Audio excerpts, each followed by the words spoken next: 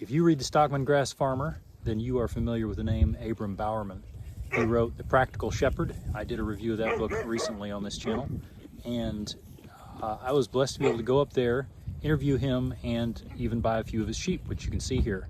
He is German Baptist and thus did not want to be on camera, so in a couple of spots the camera angles can be a little funny as I was trying to keep him out of it. But we basically did a full interview of his operation, and I hope you enjoy it as much as I did.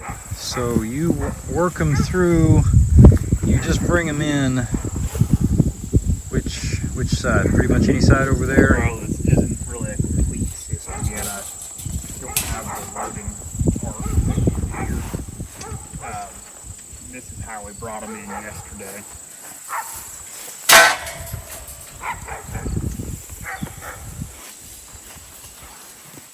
And then they'll just flow around the bone.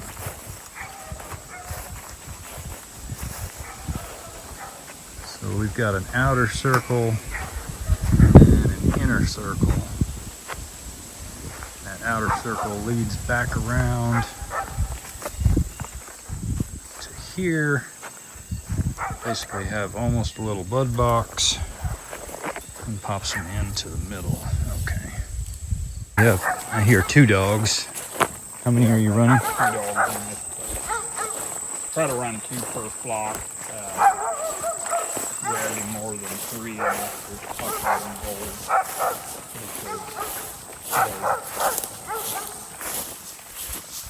They're kind of territorial and they don't get along the best. And on the hospital.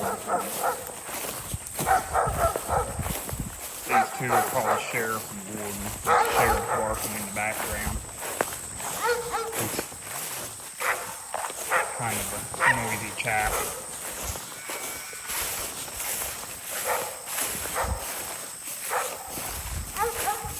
Yeah, walking over this much grass sure takes me back. We lived in Tennessee for 3 years. That was lush. Where I am now, we have, due to a lot of rest, we have covered the soil, but we average about 28 inches a year, but it's not consistent at all. We might get 6 or even 12 inches at one time. So we usually have very dry summer, and we don't stay covered that well. Sheep, sheep. It's a beautiful sight.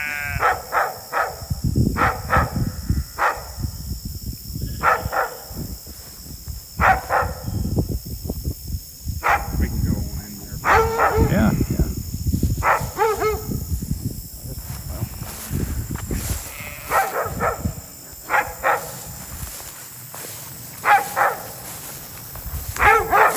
So how long did it take you to get them trained to 2 wires? Have to do some extensive culling? I really didn't. I had 3 because I believed that's what was necessary. And finally got tired of putting up the 3rd wire and tried 2, and it worked. I did a whole 1 animal 2 different times, two different animals.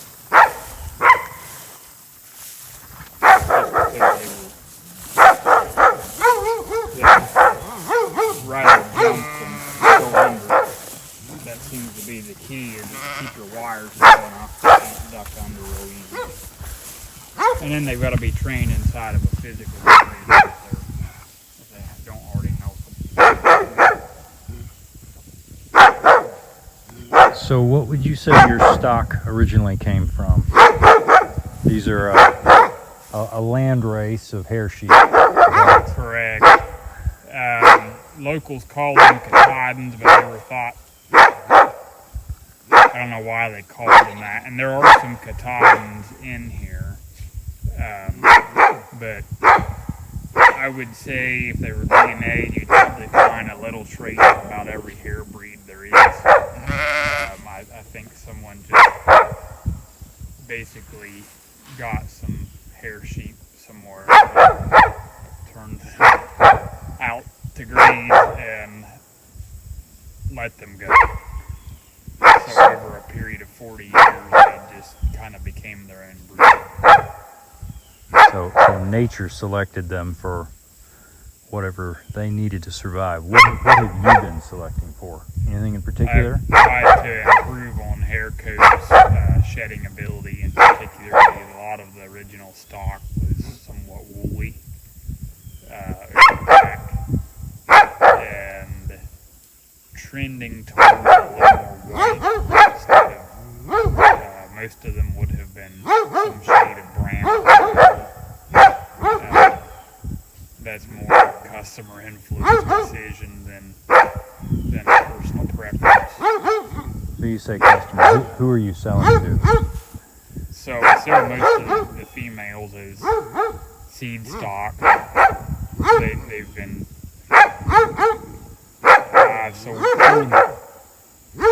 I've sold sheep into, I think, about 11 states now. What I found is some of the people buying them just prefer white, and some prefer color. Some don't mind color, but no one minds white. The funny thing is, when you sell them in the sale barn, they all bring the same money. When the ethnic buyers purchase them, they, if anything, prefer colored, and when they take the hides off, they're all the same color underneath. So really, if I was to choose if color was going to be a selection criteria, it would be whichever animals perform best, and I would say probably at least a dark skin would be good underneath. Whether the hair is white or whether the hair is brown is kind of immaterial. A dark skin protects them from sunlight. But we have a lot of trees on this farm, so it's not a real big concern. And how long have you had this farm? At least. Yeah. I've been here for almost 12 months. Okay. So when I first came here, it would look like this, only taller and ranker. Very little broadleaf out here, and we're starting to get some ironweed and horse nettle and a little bit of ragweed, and in places we'll find some clover. This paddock here looks fairly stripped. We'll step into the next one, we'll see a little more broadleaf. The sheep haven't been in it yet. Lead the way.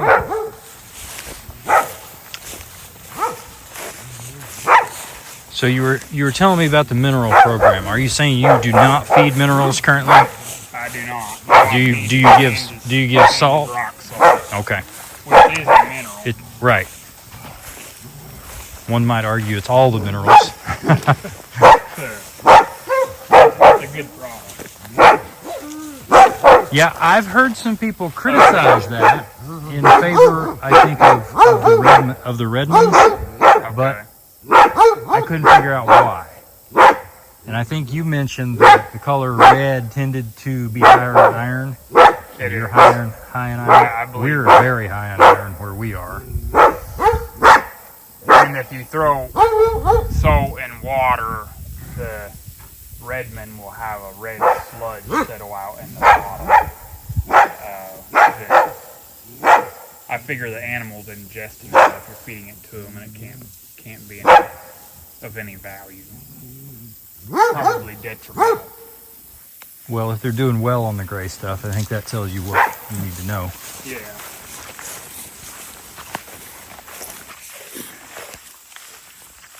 As we move up the slope, as you see, there's more grazing impact. It's because we had the fescue is not as dominant up here, and they like the shorter, more tender forage.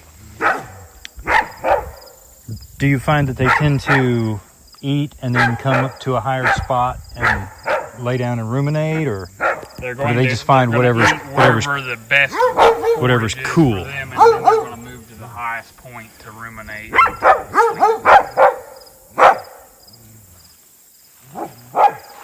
If you're you're ready, I can go turn the fence off over here and we can Sure. get it. About how far apart are you putting your fence stakes? Generally 10 steps, Look. about 40 foot. These are a little closer because the terrain's a little bit broken. Yeah, slope requires a little more. And then About 8 steps. and those look like the, I'm forgetting which posts those are. O'Brien. Those are the O'Briens, yeah. And you've got those on the, what, 3rd and 5th. If the grass is really short, I'll go on the 2nd and 5th. Or if there's a dip between 2 posts. Well, I don't think the camera captures just how much slope there is right there.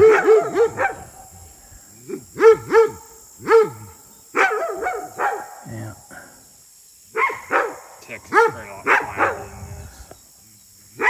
In general, yes, we do have a little bit of slope on our place, and we're on the north edge of the hill country, but yeah, this what we see right here, this is about our steepest point. I imagine this is not your steepest. Overall though, the bulk of the land wouldn't be steeper than this. yeah. Our home place of 80 acres has basically one hill kind of in the middle. Everything slopes off of that. So, yeah, we're ready to move. So.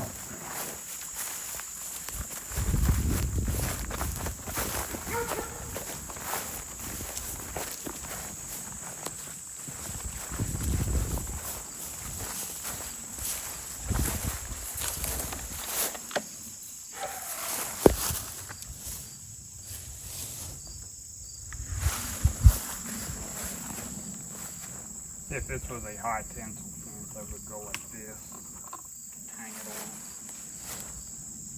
Yeah. It's aluminum. I'm using what's here. Well, if it's already here, that's great. Right. That was one of the biggest, that was some of the strongest points on this property. We have shade on the whole place, and we have good distribution on electricity and pipe water. So you mentioned that they were wanting to do some things like biodynamic and etc. You think that was a factor in you getting this lease? Was that you're gonna rotate and I believe so, improve? because the statement was made that whoever would use the property would have to use it well and would need to rotate livestock frequently. There was someone else made an offer and they wanted to move them every 5 days, and she said no, that wasn't offered. And I move every day, every other day. So. Yeah, I mean, I agree. 5 days is not often enough. He also had a fairly conventional slant. He wanted to buy cattle in a sale barn, and I don't know why that would be a problem on their end, but she didn't want a sale barn. That was one of their principles, is not to bring animals in from strange, odd sources from who knows where, any more than you had to. And I'll bet it was the chemical wormer in their system. that, and kind of just a biosecurity thing.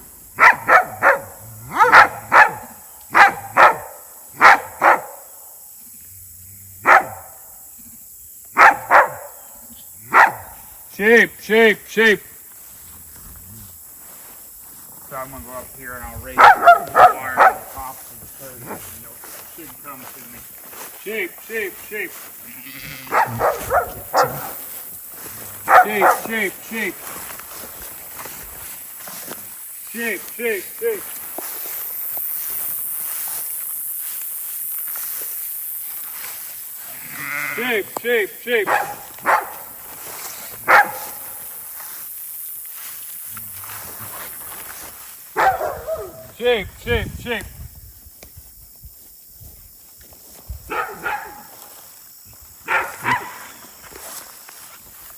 Sheep, sheep, sheep.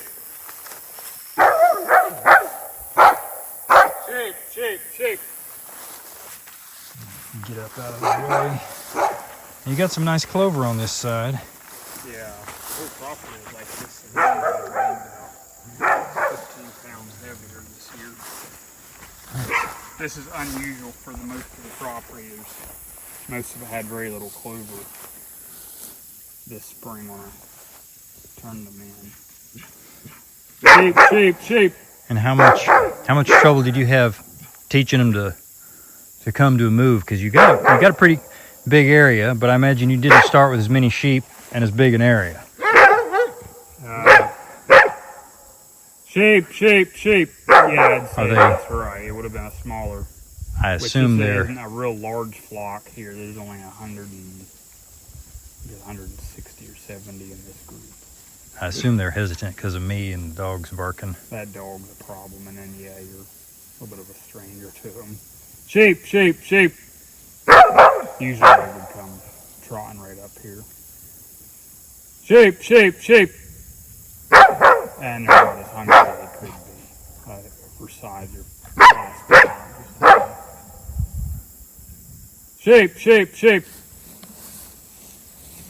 And you can move back in on them once they start coming. Sheep, sheep, sheep.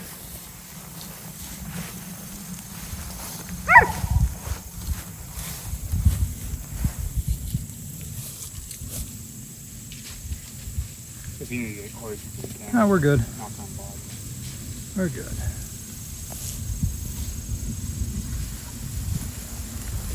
Sheep, sheep, sheep.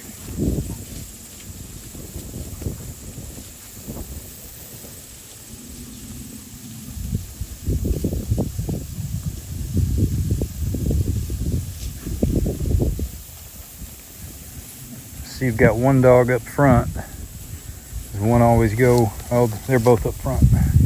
Dogs are the leaders in the move. They often are the first animal through, and they want to go check the paddock, see who's been here before them. Yeah, you know, I only have 3 sheep and 4 goats at the moment, so my paddocks are tiny. My dog runs in and she circles the fence. Does a full circle first thing.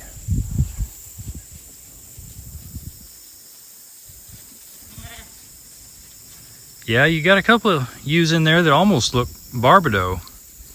Those don't have any Grassmaster in them. That was back when I was trying to expand. They would trace back to Bruce Shanks. And the funny thing is, neither one of them has ever given me a lamb with Barbados markings, unfortunately.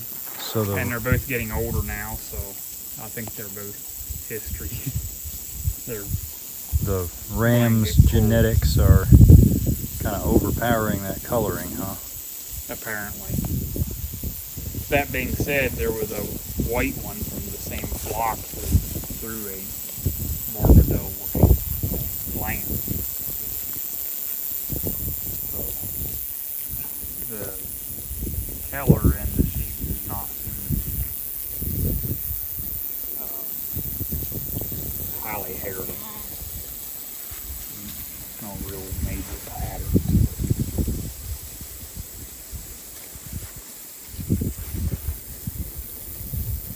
Gotta love that sound. Munch, munch, munch. So what kind of lambing rate do you expect now that you've had some experience and worked through some mistakes? It's fairly easy to put 2 lambs on the ground for every mature ewe on average. The difficult part is keeping them alive and healthy and growing and weaning 200. We call it 200%. Mm-hmm. This year we were about 150%, and our biggest losses of all things seem to have been watery mouth disease, which is nothing more than an overdose of E. coli shortly after birth, which I don't understand. I'm still researching that. So give me an overview of what your year looks like. You breed in what month? We breed in December, usually about the 15th of December, which will put lambs on the ground the 5th of May. We'll have 95% of the lambs in a 19-day window, which gets us pretty much done by June. And the rams that are with the ewes, they usually don't take out during the gestation period, or even after the lamb. I don't bother the flock until the lambs are 60 days old, and then I go I'll run them through the corral and pull the rams out, the mature rams out. 120 days after the first lambs are born, then we'll pull the lambs out and wean them and put them with the mature rams. We also do most of our culling at the 120 day mark. We cull for bad udders, broken mouths, which is just missing teeth, on aged out ewes. Anything that isn't thriving for any reason, anemia in particular, which shows up best on a pink-nosed sheep, but you can recognize it on dark-nosed animals because the upper lip is puffy or protrude over the bottom lip. And then, so I call a period from September 5th to December 15th a time of recovery and rest, and the ewe lambs grow and prepare to breed, and the mature ewes grow fat and get flushed in preparation for rebreeding, and then the year just starts over again. And have you ever tried fall lambing? I have not, other than to when we would occasionally have an accident that would breed to lamb during that time. My logic for my environment is that our best forages are being grown between May and October, and I think that little bit of good forage after the growing period is healthy for the ewes to recover. So if we lamb in, say, the 1st of September, they would be reaching peak lactation just as forage quality declines, and then we would, and our ewes would be growing thin as we go into winter, and would not winter very well on pasture. So take this south a few hundred miles. I think maybe the season could be turned around to where your better forages would, and gentler environment would be the fall and winter months in many cases. And in that case, I'd probably consider fall lambing. So you feed hay. Is this your hay over here? This is. And you just source that locally, and that's It's just all kind of a local. Is just a general mix.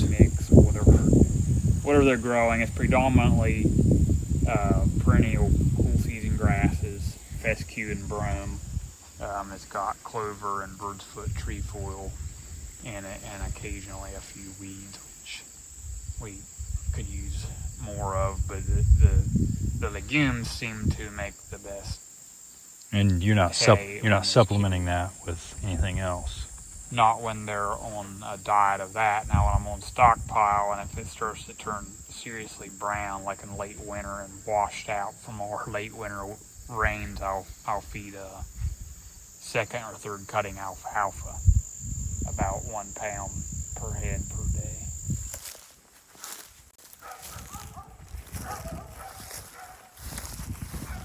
So the dogs just slip through The bottom. under that one there, and it's a free feed. And because of how small this feeder is, it's important to have it turned sideways. I say the feeder, the barricade. Turn it sideways because if it's facing the entrance, the ewes will try to force their way in and get to Oh, gotcha, yeah. I like it small like this because you're obviously somewhat familiar with horses. You know what a spring wagon is. So I'll lay in all my poly posts in the bed, and then I'll pick this up on end. So like this. I'll sit it up on the bed, and then I'll set the feeder and the salt tub and the water tub and all my reels inside of here, and I've got a completely contained pasture. Whatever I need to build a pasture and to support the sheep, I can take it 6 miles down the road to the next place. Yeah, that's very handy.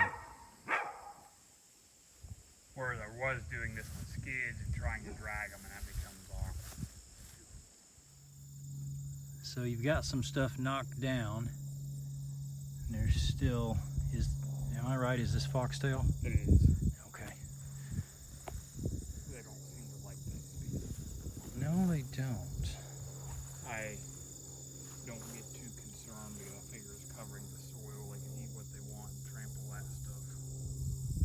Yeah. So how are you feeling about the use? And I see they've been happy to address that stump. Hey! Oh my, yes. Lay down. Here. Come here. Lie down. Nose is here.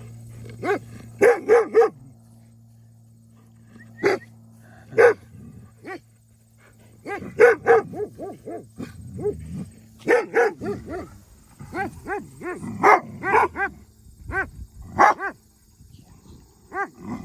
a That'll keep her on edge.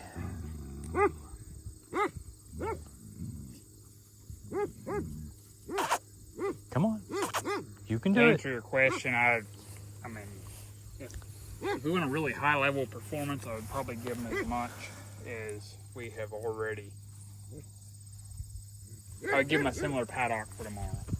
I don't want them to clean every edible preferred plant in here. I'm really wanting to target performance.